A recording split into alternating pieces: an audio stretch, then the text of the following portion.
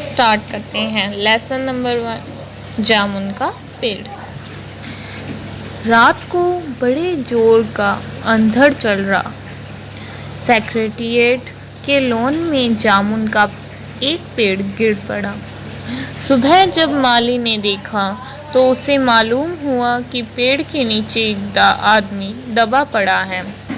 माली दौड़ा दौड़ा चपरासी के पास गया। चपरासी दौड़ा दौड़ा क्लर्क के पास गया। क्लर्क दौड़ा दौड़ा सुपरिटेंडेंट के पास गया। सुपरिटेंडेंट दौड़ा दौड़ा बाहर लॉन में आया। मिनटों में ही गिरे हुए पेड़ के नीचे दबे आदमी के इर्द गिर्द मजमा इकट्ठा हो गया। दोस्तों, यहाँ मजमे का अर्थ भीड़ इकट्ठी हो गई। बेचारा जामुन का पेड़ कितना फलदार था। एक क्लर्क बोला, इसकी जामुन कितनी रसीली होती थी। दूसरा क्लर्क बोला, मैं फलों के मौसम में झोली भर के ले जाता था। मेरे बच्चे इसके जामुन कितनी खुशी से खाते थे। तीसरा क्लर्क यह कहते हुए गला भर आया, मगर यह आदमी। माली ने पेड़ के नीचे दबे आदमी की तरफ इशारा किया। हाँ, यह आदमी। सुपरिटेंडेंट सोच में पड़ गया। पता नहीं जिंदा है कि मर गया। एक चपरासी ने पूछा। मर गया होगा। इतना भारी तना जिसकी पीठ पर गिरे वह बच कैसे सकता है। दूसरा चपरासी बोला, नहीं, मैं जिंदा हूँ। दबे हुए आदमी ने बड़ी मुश्किल से करहाते हुए कहा। जिंदा है? एक क्लर्क ने हैरत से कहा। पेड़ को कटाकर इसे निकाल लेना चाहिए। माली ने मशवरा दिया। मशवरा अर्थात सुझाव दिया। मुश्किल मालूम होता है। एक काहिल और मोटा चपरासी बोला, पेड़ का तना बहुत भारी और वजनी है। क्या मुश्किल है? माली बोला, अगर सुपरिटेंडेंट साहब हुक्म दे तो अभी 15-20 मिनट 15-20 माली, चपरासी और क्लर्क जोड़ लगा के पेड़ के नीचे दबे आदमी को निकाल सकते हैं।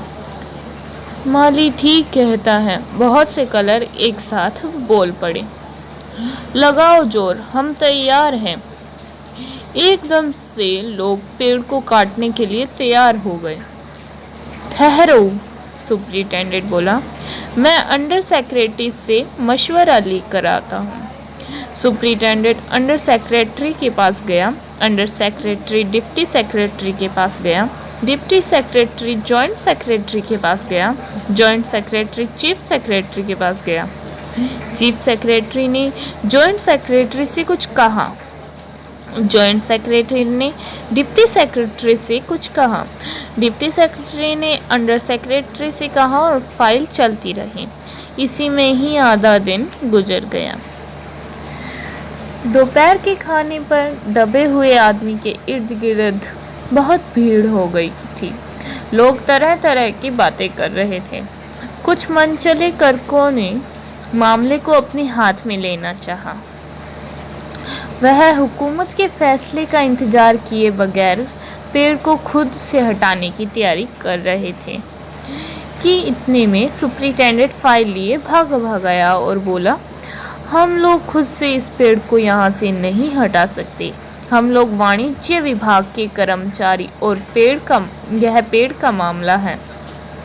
पेड़ कृषि विभाग के तहत आता है, इसलिए मैं इस फाइल को अर्जेंट मार्क करके कृषि विभाग को भेज रहा हूँ। वहाँ से जवाब आते ही हम इसे हटवा लेंगे। दूसरे दिन कृषि विभाग से जवाब आया कि पेड़ हटाने की जिम्मेदारी तो वाणिज्य विभाग की ही बनती है।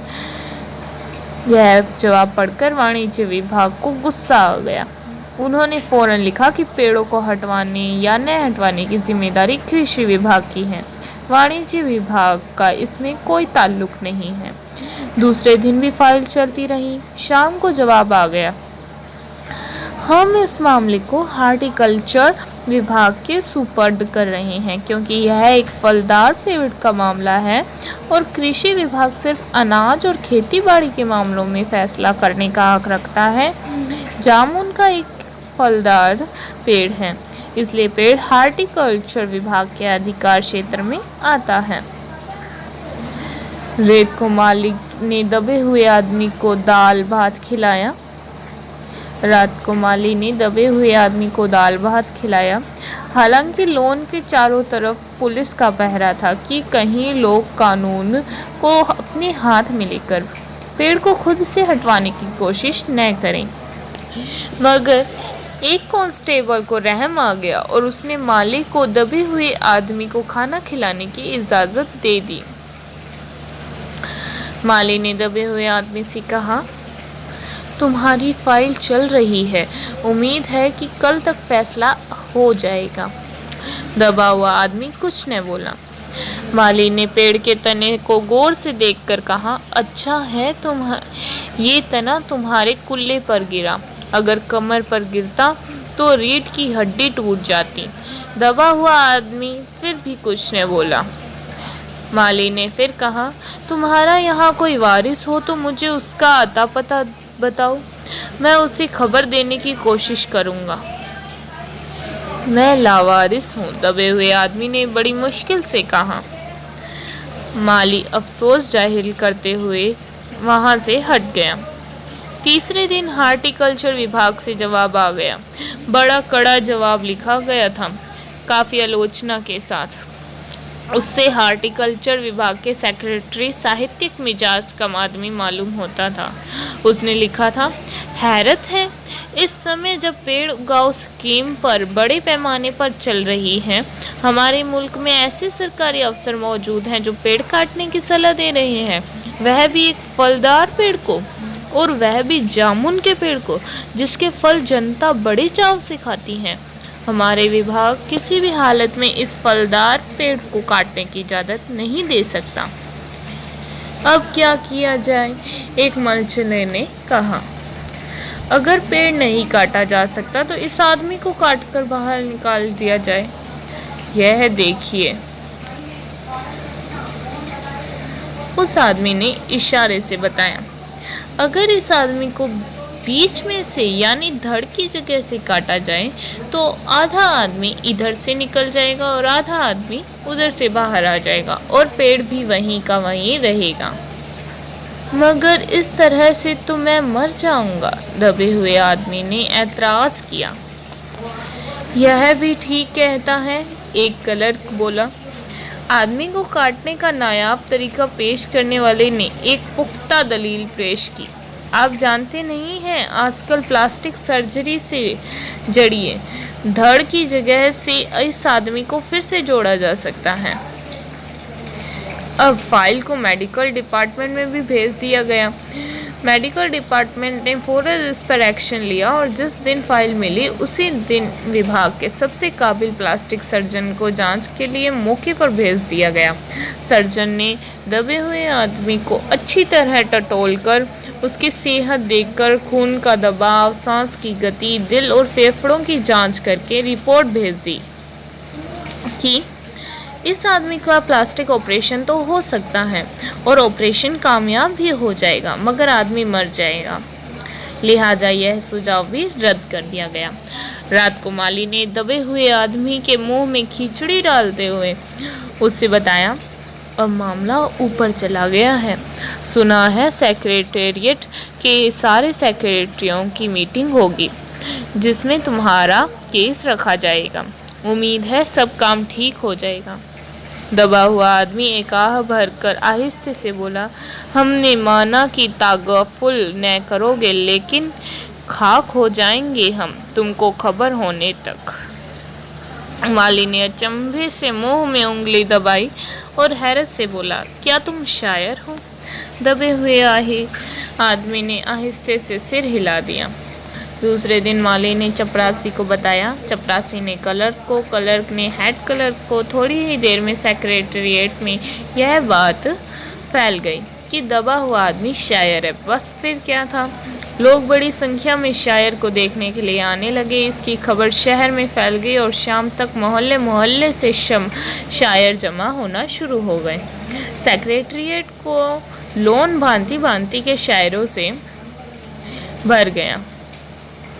सेक्रेटेरिएट के कई क्लर्क और अंडर सेक्रेटरी तक, जिन्हें अदब और शायर से लगाव था, रुक गए। कुछ शायर दबे हुए आदमी को अपनी गज़लें सुनाने लगे। कई क्लर्क अपनी गज़लों पर उससे सलाह मशवरा मांगने लगे। जब यह पता चला कि दबा हुआ आदमी शायर है, तो सेक्रेटेरिएट की सब कमेटी ने फैसला किया कि चूंकि दबा हुआ आदमी एक शायर है, लिहाजा इस फाइल को ताल्लुक न तो कृषि विभाग से है, न हार्टिकल्चर विभाग से है, बल्कि सिर्फ संस्कृत विभाग से है। अब संस्कृत विभाग से गुजारिश की गई कि वह जल्द से जल्द इस मामले में फैसला करे और इस बदनसीब शायर को इस पेड़ के नीचे से रिहाई दिलवाई जाए। फाइल संस्कृत विभाग के अलग अलग सेक्शन से होती हुई साहित्य अकादमी के सचिव के पास पहुंची। बेचारा सचिव उसी वक्त अपनी गाड़ी में सवार होकर सेक्रेटेरिएट के पास पहुंचा और दबे हुए आदमी से इंटरव्यू लेने लगा। तुम शायर हो? उसने पूछा। जी हाँ, दबे हुए आदमी ने जवाब दिया। क्या तखल्लुस रखते हो? अवश्य, सचिव जोर से चीखा। क्या तुम वही हो जिसका मजमुआ ए कलाम ए अक्स के फूल हाल ही में प्रकाशित हुआ है? दबे शायर ने इस बात पर सिर हिलाया। क्या तुम हमारी अकादमी के मेंबर हो? सचिव ने पूछा। नहीं। हैरत है, सचिव जोर से चीखा। और इतना बड़ा शायर, अवस के फूल का लेखक, और हमारी अकादमी का मेंबर नहीं है? उफ उफ, कैसी गलती हो गई हमसे। कितना बड़ा शायर, और कैसे गुमनामी के अंधेरे में दबा पड़ा है। गुमनामी के अंधेरे में नहीं, बल्कि एक पेड़ के नीचे दबा हुआ। भगवान के लिए मुझे इस पेड़ के नीचे से निकालिए, अभी बंदोबस्त करता हूँ। सचिव फौरन बोला और फौरन जाकर उसने अपने विभाग में रिपोर्ट पेश की। दूसरे दिन सचिव भागा भागा शायर के पास आया और बोला, मुबारक हो, मिठाई खिलाओ। हमारी सरकारी अकादमी ने तुम्हें अपनी साहित्य समिति का सदस्य चुन लिया। ये लो ऑर्डर की कॉपी। मगर मुझे इस पेड़ के नीचे से तो निकालो, दबे हुए आदमी ने कराह कर कहा। उसकी सांस बड़ी मुश्किल से चल रही थी और उसकी आंखों में मालूम होता था कि वह बहुत कष्ट में है। यह हम नहीं कर सकते, सचिव ने कहा। जो हम कर सकते थे वह हमने कर दिया है। बल्कि हम तो यहाँ तक कर सकते हैं कि अगर तुम मर जाओ तो तुम्हारी बीवी को पेंशन दिला सकते हैं। अगर तुम आवेदन दो तो हम यह भी कर सकते हैं। मैं अभी जिंदा हूँ, शायर रुक रुक कर बोला। मुझे जिंदा रखो। मुसीबत यह है, सरकारी अकादमी का सचिव हाथ मलते हुए बोला, हमारा विभाग सिर्फ संस्कृत से ताल्लुक़ रखता है। आपके लिए हमने वन विभाग को लेख दिया है, अर्जेंट लिखा है। शाम को माली ने आकर दबे हुए आदमी को बताया कि कल वन विभाग के आदमी आकर इस पेड़ को काट देंगे और तुम्हारी जान बच जाएगी। माली बहुत खुश था। हालांकि दबे हुए आदमी की सेहत जवाब दे रही थी, मगर वह किसी न किसी तरह से अपनी ज़िंदगी के लिए लड़ रहा था। कल तक सुबह तक किसी न किसी तरह उसे जिंदा रहना है। दूसरे दिन जब वन विभाग के आदमी आरी कुल्हाड़ी लेकर पहुंचे तो उन्हें पेड़ काटने से रोक दिया गया। मालूम हुआ कि विदेश मंत्रालय से हुक्म आया है इस पेड़ को न काटा जाए। वजह यह थी कि इस पेड़ को 10 साल पहले पिटोनिया के प्रधानमंत्री सेक्रेटेरिएट के लोन में लगाया था। अब यह पेड़ अगर काटा गया तो इस बात का पूरा अंदेशा था कि पिटोनिया सरकार से हमारे संबंध हमेशा के लिए बिगड़ जाएंगे। मगर एक आदमी की जान का सवाल है, एक क्लर्क गुस्से से चिल्लाया।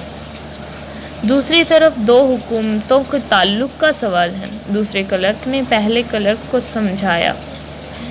और यह भी तो समझ लो कि पिटोनिया सरकार हमारी सरकार को कितनी मदद करती है।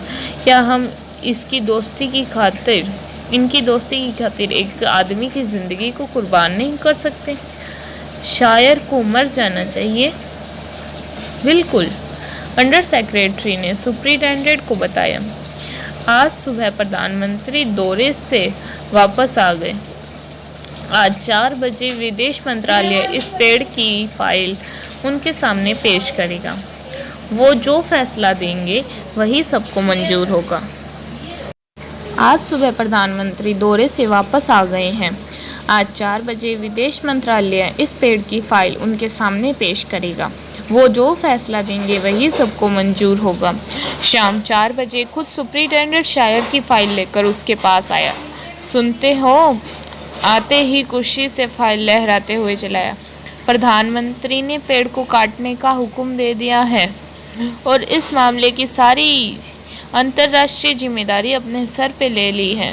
कल यह पेड़ काटा जाएगा और तुम इस मुसीबत से छुटकारा पालोगे।